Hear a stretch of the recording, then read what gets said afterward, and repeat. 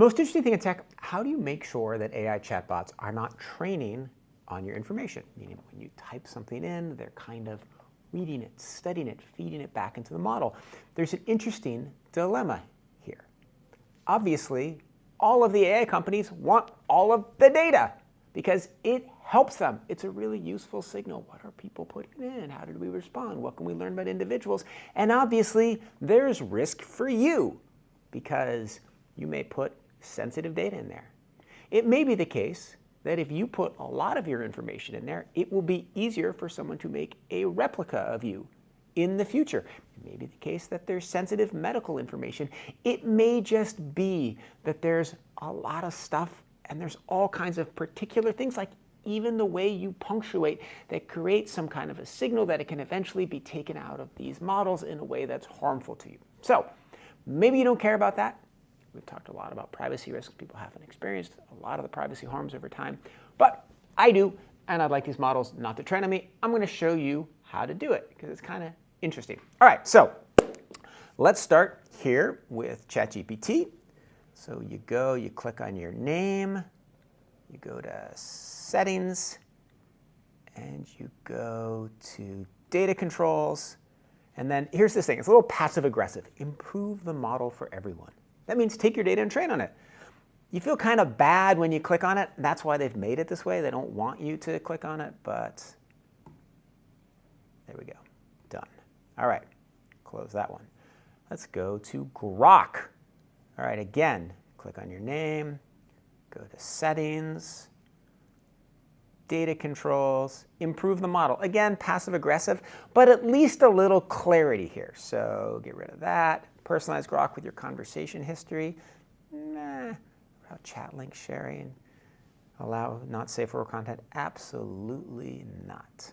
All right, Anthropic, Claude. Now, interestingly with Claude, it used to be by default they didn't train on it, but then they changed their policies. And again, help improve Claude. I've gone into privacy here under settings. Let's get rid of that. Again, I feel bad. Location metadata. Absolutely not. Okay, Perplexity. Here we are. Again, we're in preferences this time. So AI data retention. This is a little clearer. It doesn't have that passive aggressive. This is actually nice on Perplexity's part.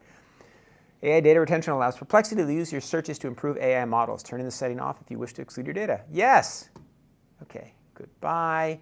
Okay, now Gemini. Gemini is the one that's genuinely frustrating and hard. So you go to settings, and then you go to activity, which is not very intuitive, and then keep activity. Keeping your activity lets you pick up chats where you left off, and it helps improve Google services. Okay, so you click this to off. But now here's the problem. You turn off your Gemini activity. Now they've basically told you don't do this.